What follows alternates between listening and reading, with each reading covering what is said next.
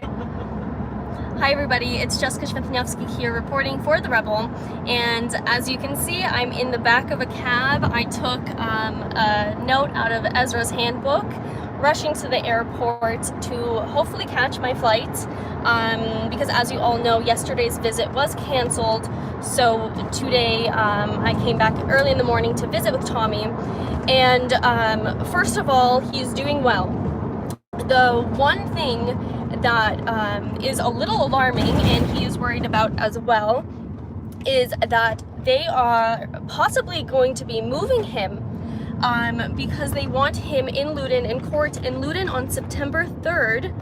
And this isn't, he's not being trialed for anything, but they are trying to ban him from football matches.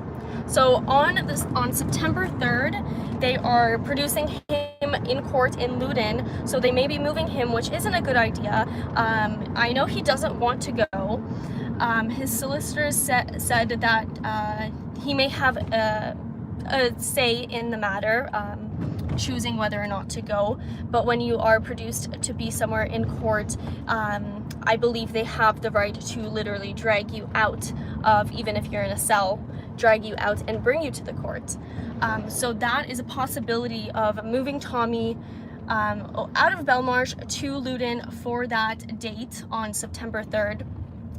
That is the one alarming thing. Of course, it's not a good idea to move him. He is safe where he is. He's in his contingency suite. And of course, I'm very sorry for the quality of this video. I know it's a little shaky. The internet, I know, goes in and out a little bit, so I do apologize for the roughness of this video, but I wanted to speak to all of you as soon as I could, as soon as I got out of the prison. So I went through the checklist. He is getting his 2 meals a day, plus all his cans of tuna that he enjoys because he is a picky eater. So he gets loads of tuna. He's eating, he's getting his visits from the prison governor daily. He's getting his checkups, his physical and psychological checkups every day. And one of the things, he's also getting his mail. He's slowly getting his mail since last week, so that's definitely good news. He's been getting piles and piles every day, because of course every single piece of mail the prison has to check. They have to check everything that comes through before handing it to Tommy, because we know what kind of attention and trouble Tommy attracts. So he is slowly getting his letters. He's getting piles every day. He has loads of books. I know some people were sending me private messages asking about specific books that they have been sending him. So he didn't give me any titles. He didn't know on the top of his head, but he said he has a library. He has a library in his cell. He did explain to me about the conditions there. The cell is quite small, but you know, it's all he really needs in prison. The bed he sleeps on is a concrete block with a thin, about this thick of like a cushion of a foam mattress that is on top of there, and he says he gets a blanket, but he doesn't use the blanket. He kind of sleeps, I believe, cross-armed like that, kind of vampire style, but overall he is comfortable. So that is really, really good news. He's comfortable and he's eating. And when I saw him today, so this is my first visit with Tommy in prison, and he had a big smile on his face. And so that was really good to see. He seems like he's in good spirits, which is so important. And of course, all the letters and support that everyone is giving him is really, really helping him. He's told me how grateful he is for all the support, and how amazing it is that even though he is stuck, he's in prison, his movement is not stopping. People are still so passionate, and this is probably, sending him to prison has probably made people even more passionate about the injustice and what's going on with free speech and freedom of press here in the UK, and the injustice of the government and the police here. He seems to have always 2 guards with him. His cell, they open up his cell at 9 a.m. where he gets to go out and exercise in the room next door. So the visiting cell that I was in was quite small, and there was a little window with bars, of course, and there was a little court right outside, and that's actually the little court area that he gets to go outside when he doesn't get to see the sun. The walls are very, very high, and so even on a sunny day, if he is outside during the day, the sun doesn't even actually get to touch him. The sun doesn't actually reach that area of the courtyard that he gets to pretty much just like walk in circles. There isn't much to do, of course, but so he exercises, which is great. And he if anyone is curious, he's grown a beard, and his hair has gotten longer, so I think it looks great. I think it makes him look tougher. It's a good prison look. But he has said as the first thing he's doing when he gets out is on the way home stopping at the barber's. So first, of course, he's very excited to get out on I believe it's the 15th of September. And so yeah, as soon as he gets out, he's going straight to the kids and to the wife, but on the way he'll be stopping at the barber. So he is doing well. The big, you know, and trying to talk to him, I was trying to get a sense of how he's really feeling, because of course he's happy to see anyone that's visiting him. He had a big smile, his eyes were quite bright, he looked good, he looked healthy. You know, he's been obviously doing a lot, he's been exercising a lot. So he has lost some weight, but seems in like in a healthy way, not like last time losing weight because he was starved.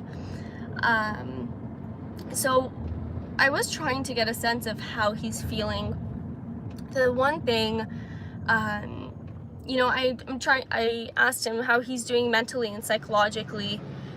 He's getting his checkups, and what he said to me is, well, they come and they ask, well, how are you? He says, I'm fine, because he thinks he's fine. But the problem with that is he is isolated right now. Of course, he gets to see the nurse and the chaplain that comes in to visit him, so he does get human interaction. But last time he was in prison in Solidarity, he thought he was fine as well. He thought he was doing okay, and he didn't realize how much he psychologically suffered. He only realized that when he got out. So he only realized how he was really doing when he got out. So that's the one thing, you know, I'm talking to him and he seems to be doing well. When you ask him how he's doing, he'll tell you he's doing fine. But that's exactly what he said last time when you would have asked him. He thought he was doing fine, and it was only after he realized he wasn't okay. After, of course, when he eventually got help with that, and we saw all the medications that he was put on after his last time in prison. Hopefully this won't be the case this time. And he seems to be, like I said, he seems to be doing well. He seems healthy.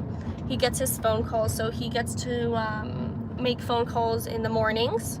He has, so from 9 until 11, he can be out of his cell. So his cell opens from 9 in the morning until 11. 11 he gets back into the cell. So during that time, he can exercise and pretty much make as many phone calls as he wants, which is good news. So the biggest alarm is what they're trying to do on September 3rd. They're trying to move him all the way to Loudoun for the court date on September 3rd to ban him from sporting events, from football events.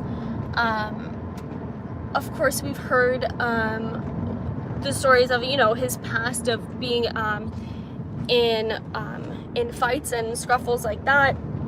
His main point is that he never starts the fight. If somebody antagonizes him and, you know, and they're following him that's when he reacts. And so they're using this, I think part of it may be intimidation, making him scared of being moved. Of course, they would have pretty high security if and when they'll be moving him. His solicitors will be visiting him next week to go over to get more details about that. His solicitors also did tell him so with these visits, there's two types of visits. I think I went over this yesterday, but there is a social visit, which I was just at, and a legal visit. So the legal visit obviously is legal matters. It's usually lawyers, solicitors, things like that. And so his solicitors actually told him, make sure you don't accept any legal visits unless it's from them. And he actually did get a request for a legal visit, which wasn't his solicitors. So Tommy believes it was police. So that is a little alarming. We don't know exactly what that legal visit would have been for, what the purpose was, but his solicitors made sure not to take any visits unless it's from them. And so they are, keeping an eye on that and making it really strict of who can talk to him about legal matters. So that is the biggest issue. I'm trying to, like I said, if you're just joining me, I am in the back of a cab on the way to the airport trying to catch my flight. And so I apologize for the poor internet quality or the shakiness and the bumpiness of the video. I did pass on all of your warm messages to him. He was very happy to hear. And like I said, the movement around him is amazing, and he feels very good about it, and it's really helping him. He said that he can, he's actually starting to he's been putting pictures and letters up on his cell wall, and using toothpaste. So that is a prison hack. If you ever end up there, you can use toothpaste to stick things on the wall. So I'm giggling. I'm trying to make light about light of the situation. But he has that, so he has a bunch of pictures and letters up on his wall using toothpaste that he's stuck on. He said that he can 100% he can cover all of the walls, floor to ceiling, he did say like the ceilings are quite high actually in his cell, so it doesn't feel as cramped as you would think. But yeah, he said that if he can definitely cover the walls, floor to ceiling, with all the letters and pictures and things like that that everyone has been sending. So he's been getting a lot of support. He's slowly getting his letters. Of course, he, like I said, the officers at the prison do have to go through each and every single letter to make sure there's, of course, no contraband, and even worse, no poison, no anthrax.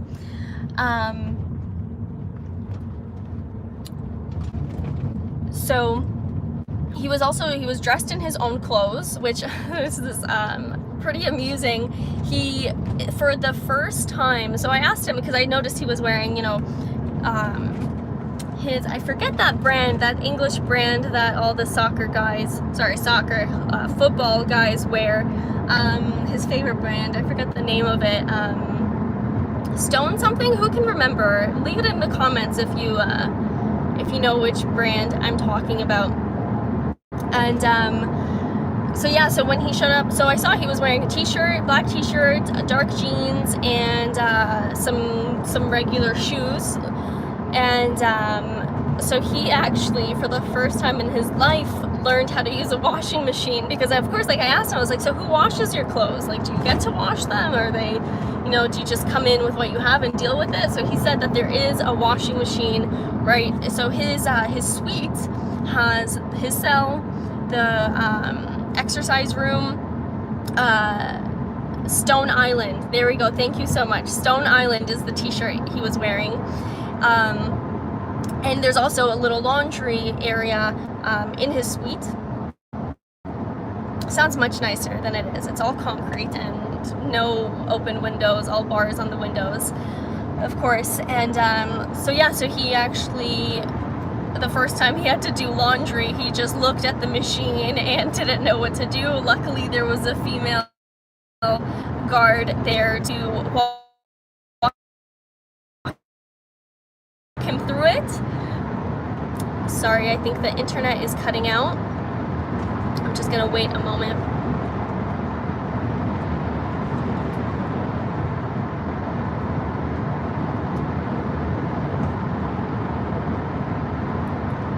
Okay. I think I'm still connected, I hope. But yeah, so he's been doing his own laundry. So he's learning even while he's in prison, although he said he is shrinking everything he owns there. So all his workout shirts are even tighter than before. He did mention, I asked him about Julian Assange, and he said he hasn't spoken to him since probably the first time. So he's not really communicating that much with him. There are rumors around the prison that the guards say that Julian is a bit of a prick. I don't know, Tommy didn't really have an opinion on it. Of course, it's just hard to communicate with anybody through the cells, but yeah, so he hasn't had much communication with him. Another person that shares that area, not the suite, but in that one area, he started speaking to a little bit, and it actually turns out that person, since he has stopped communication with that prisoner, it's a prisoner that is, I believe, doing life for raping and murdering a 16-year-old girl. So that is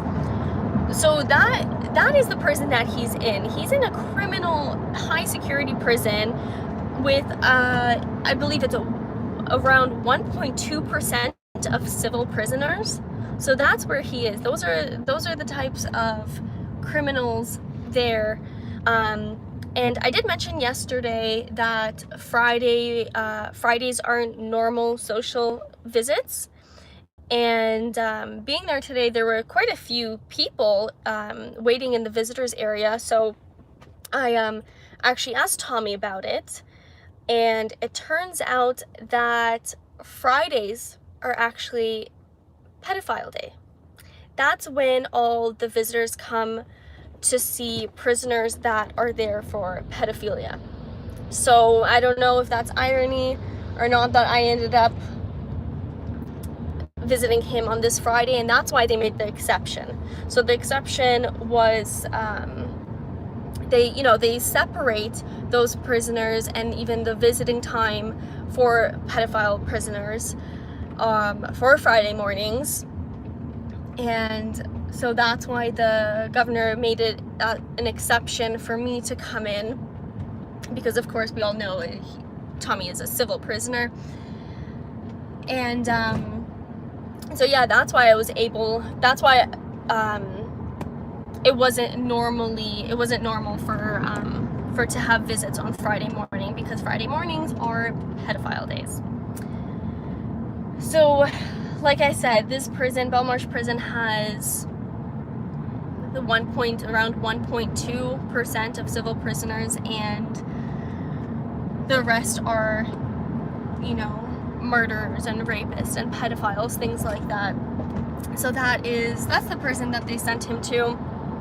Even when Tommy was talking to some of the guards, they said, like, why am I here? And they said, well, you were at the Old Bailey. And he said, but why was I at the Old Bailey? So of course, we all know, like, the Old Bailey is the criminal court. Civil matters don't go through there. Contempt of court cases don't go through there. But of course, this is not an average case.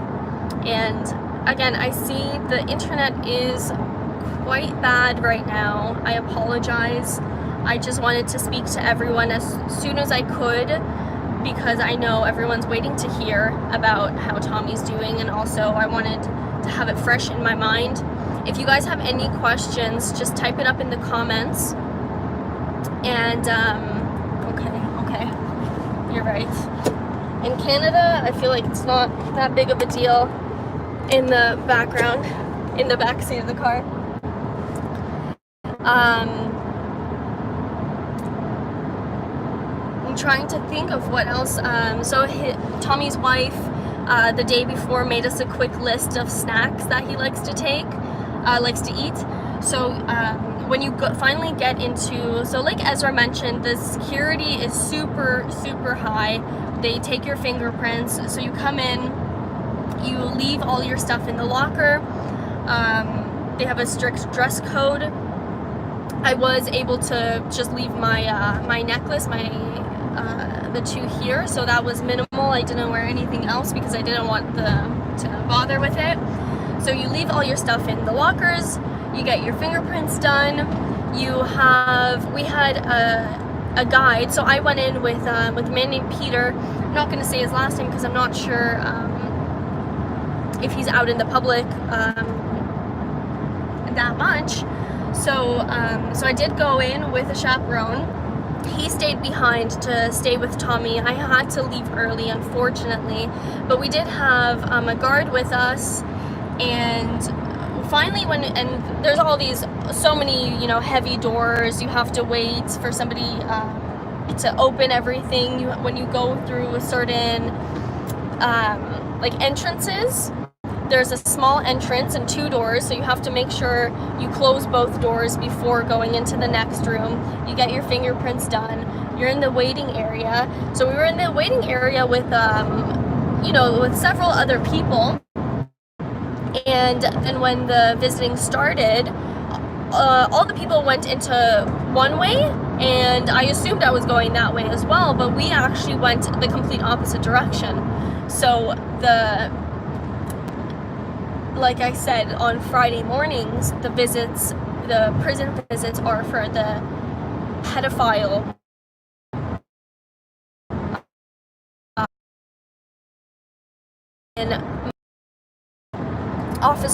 security guard to take us and walk us, and we met to one door, and then we met another officer with a dog to walk us to where Tommy is, to Tommy's suite. And again, of course, when I left, I needed a guard with me, which we waited for another guard with the police dog to take me back. And so it is just a long process just to get back and forth. There wasn't even the bathrooms were even locked in the visiting area. They have some kind of rule that the bathrooms will only unlock when all the visitors are in the visiting area. So I'm not, from what I understand, that is to try and battle contraband, like smuggling contraband. So I'm not 100% sure how that would help if we're waiting for all the visitors to come in at once or not. But yeah, so even the bathrooms were locked. So the security is very high. And again, I apologize for the poor quality of this video, but I wanted to get as much out as possible. So the points are, he is healthy as he can be. He's eating. He is exercising. He gets about half an hour outside in this, in a quite small courtyard with high walls that the sun doesn't reach. So he gets his exercise. He has been learning to do his own laundry and shrinking all his clothes. I know his wife and kids are coming to see him tomorrow, so he's very excited about that. He'll be very happy to see them again. And the following week, his solicitors will be seeing him, and we'll be going over what's going on September 3rd, because as we know, Tommy has about 4 more weeks in prison, and moving him at this point seems unnecessary. If they want to bring him to court for a to ban him from football games, then it seems like that can be done the week after, or the week of, when he gets out of prison. It seems very unnecessary to go through the hassle and the risk of moving him on September 3rd. So he will be talking to solicitors about that next week. I'm not sure when Ezra is coming back next. I hope to be back as well to make another visit. If you have any questions, quickly just drop them in the comments. I tried to, I passed on all your warm wishes.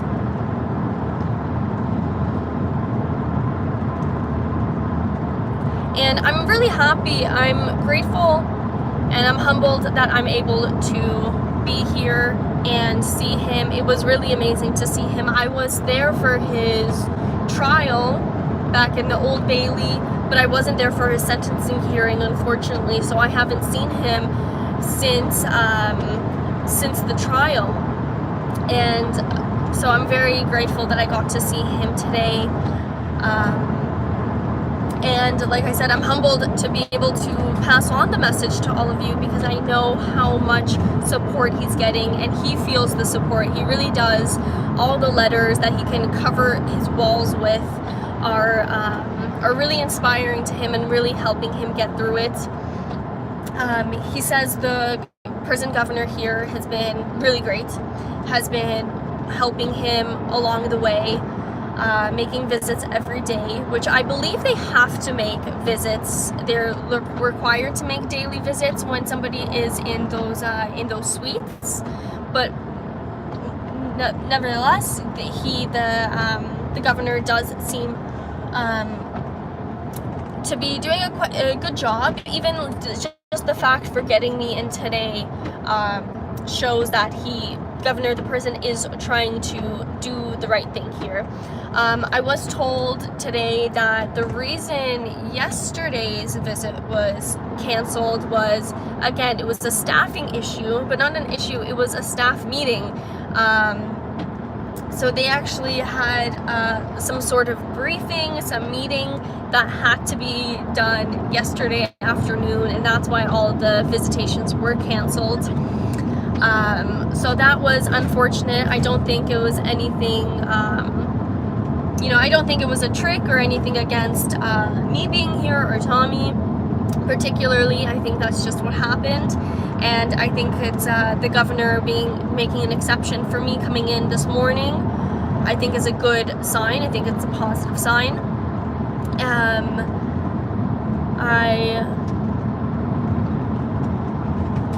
Just looking through your comments, Ezra is a really great friend of Tommy, that's for sure, and that's why he's gonna keep going, because I knew of Tommy Robinson before I started at Rebel Media myself, and I had to say I was a fan of Tommy. And when I was assigned to go to the UK for his MEP campaign, I was thrilled, and I got to know him pretty well and know the people around him and his family, and I got to know his supporters, all of you. And of course we see all the negative media attention that he gets, and I got to see firsthand that none of it is true. I got to see who he really is, and that's why we are so passionate. Me, Ezra, the Rebel, I can't speak for them, but I know myself, I'm so passionate about it, because Tommy is, he's a true fighter for freedom, and he is trying to do the right things. He sees the issues of what's happening in his cities, in his towns, in his country, and he's fighting for it. And he's sitting in prison for it right now, and I believe that's for all of us and for the country. I think he's there right now for us. And so that's why we are so passionate in making sure that we keep coming back, because what happened last time he was in prison is completely unjust and disgusting, and everyone was very worried about him going back to prison this time because we had no idea the conditions he would be in. So I'm here to report that his conditions are fairly well. He's eating. So sorry, like, again, sorry for this messy report I'm giving you, but I'm trying to remember everything that we talked about. Of course, we tried to make it as light-hearted as possible as well. We joked around a little bit, so it was good to see Tommy smile and laugh. His wife did give us a quick list of little snacks. So when you do come in the visitors section, there's a little area to buy some snacks. So they just have, you know, like pops and crisps and chocolate bars and things like that, and coffee. We weren't allowed hot drinks. I could have really used a coffee, but they didn't allow me a hot drink in the visit, which is all right. So his Tommy's wife did give us a quick list of snacks that he likes. So we got him a bottle of water, 2 cans of Diet Coke, and 2 packs of chicken crisps. And we would have got him more, but actually he's not allowed to take any of it back into his cell. So he's probably just chugging Diet Coke right now and trying to finish all his crisps in time. The other person I was with, the chaperone I was with, Peter, he's probably still there. He'll probably be leaving in the next, actually he'll probably be out by now. The visit, I believe, was an hour and a half, and I wanted to leave. I was hoping to leave after half an hour, but I believe I did stay for about 45 minutes, 50 minutes, because I did have to catch this flight, and hopefully I will make it.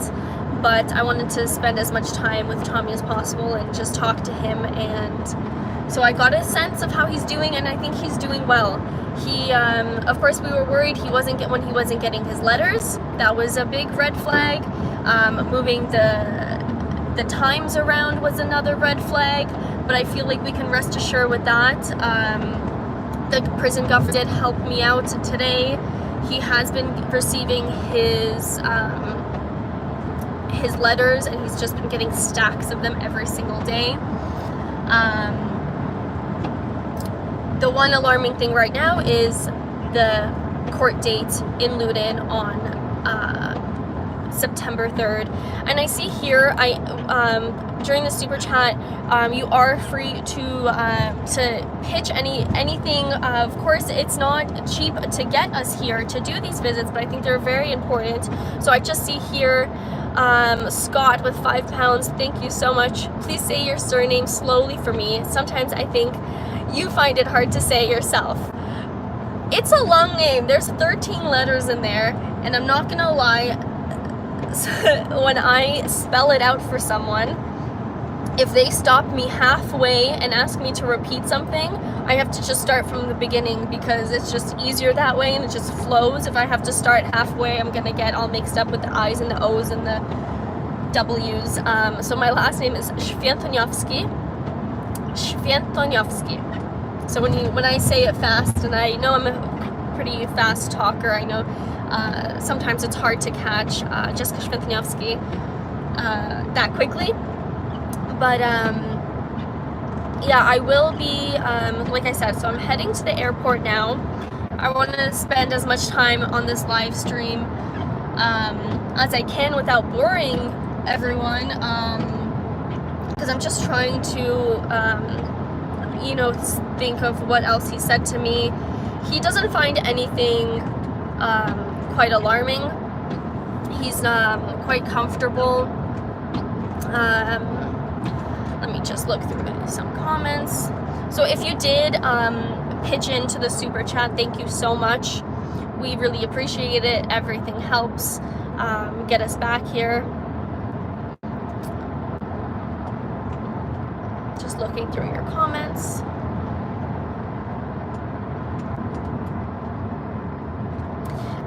So for those of you who didn't hear earlier, they're trying to move him, not move prisons, but move him to what did they call it? They call it producing for court. So they're trying to produce him for court in Loudoun on September 3rd.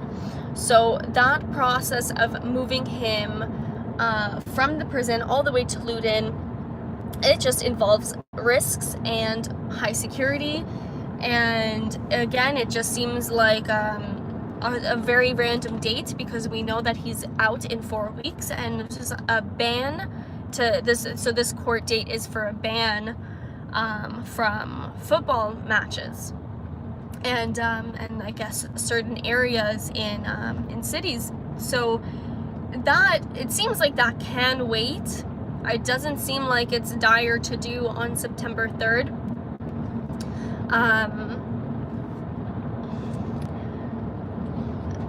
So that is the one alarming thing. Other than that, he's eating, he's doing well.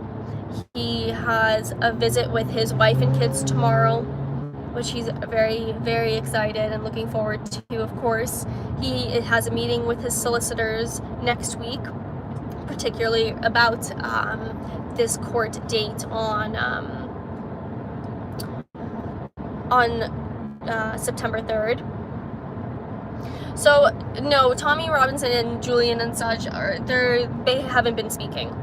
I guess they spoke maybe the 1 or 2 times when they discovered each other in the same area, but other than that, they haven't been communicating. He has no communication. He hasn't seen a single prisoner, because I even asked when I noticed that he was dressed in his regular clothes, what the other prisoners wear, but he doesn't know. He has no idea what color the prison uniforms even are.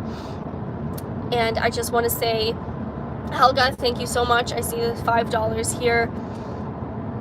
And yes, Tommy is all right, and I'm sure we're all very happy to hear that.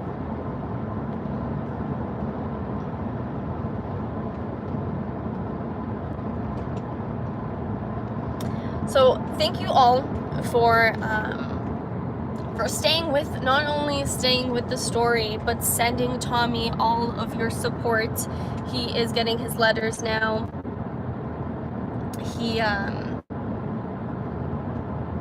He's very excited. I think he's doing well. I really do. He thinks he's doing well himself. Of course, when he said that, he recalled that kind of, triggered, I think, like a memory of last time he was in prison. He remembered thinking he was all right then, and very clearly, very soon after he left prison, he realized he really was not all right. So hopefully this is not the case this time. Hopefully he really is doing better. He seems to be doing all right. Like I said, the prison governor seems to be really working with us and with Tommy to make it, as positive as possible while you're in prison. And yeah, if you have any last quick questions, something that I didn't touch on, please go ahead and write it in the comments. I will be checking my Twitter until I board my flight, which is at 12:30. So I think I'll be okay with making it, I think. So I will be checking my Twitter comments and messages. So if I miss something, I'll definitely reach out to all of you. And the release date is September 15th.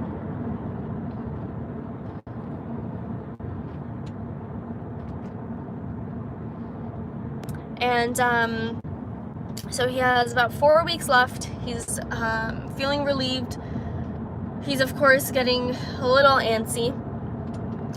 He did say that he says he's doing fine. He says he's been getting his phone calls, he's been getting his visits, he's been getting all his letters now and books, that he has a library in his cell. So he seems like he has a lot of reading to do. He also did say how when he reads a letter, he'll put it to the side and he actually organizes them in groups and categories. So like people writing him letters about like a story of theirs. he'll put that. He, you know, so he has different piles, different categories of his letters that he's been receiving, and he has a category for things to follow up on. So if he hears from somebody and they tell him some story that has really triggered him. So there's one woman, I hope I can share. Of course, I don't know her name or where she lives, where she's from, but he did get one letter from a woman who was in church and asked the priest to, I believe it was during a mass, so for them all to pray for Tommy. So they had a prayer, they actually allowed it, and they had a prayer for Tommy Robinson, and shortly after, she was actually kicked out of the church. So things like that, stories and letters that have that much reach and shocking to kick somebody out of a church for praying for Tommy Robinson.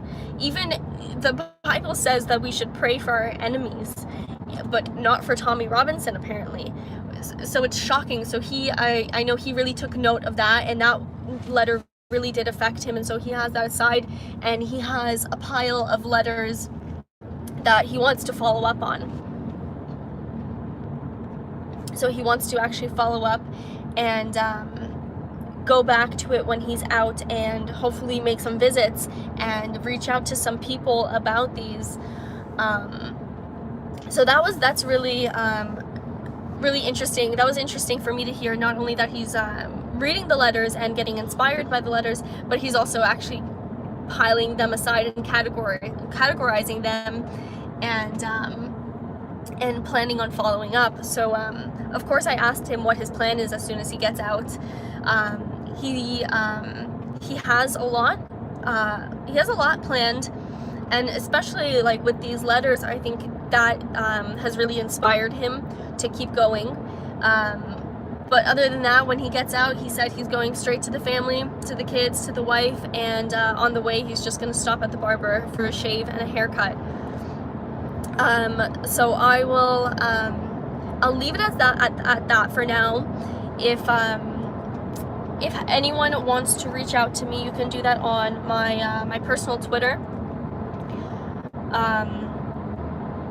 Hopefully I will be back to visit Tommy, and we will keep you posted, and especially on about this business of moving him to Loudon on the 3rd for that court date. So we'll keep an eye on that. Hopefully we'll get news about it next week after he speaks to his solicitors. He'll be seeing his wife and kids tomorrow, so that is all good news. Other than that, it's my pleasure to report that Tommy Robinson is doing well. He is healthy. He's as, in good spirits as he can be. He goes outside when he can. He gets his exercise in. He gets his meals in. He gets his extra cans of tuna that he enjoys. And yeah, so it was really amazing to see him. It was a pretty surreal feeling yesterday when I was standing on the prison grounds, knowing Tommy is in there, but I was unable to see him, and they wouldn't allow me to see him. It was a pretty strange feeling. It was pretty surreal, and reality really hit me. I was like, wow, this guy is in prison. So I'm very happy, and I feel honored to have been able to be a person to visit him, and I'm humbled that I can pass on all these messages to all of you. So again, I'll be, if you missed anything, you can check out this live video, I believe, is going up on Rebel Media's page, so you can see it till I'm back in Toronto when I am home. So I am reporting from a taxi on the way to Gatwick Airport. I was just in Belmarsh Prison visiting Tommy Robinson, and I am pleased to report that he is doing well. And take care, everybody. Thank you so much for keeping up with the story. Thank you to anybody who helped pitch in on my flight and accommodations here. So I was able to come and make this visit. So thank you to all of you. And I'm Jessica Świętniowski for The Rebel. Take care.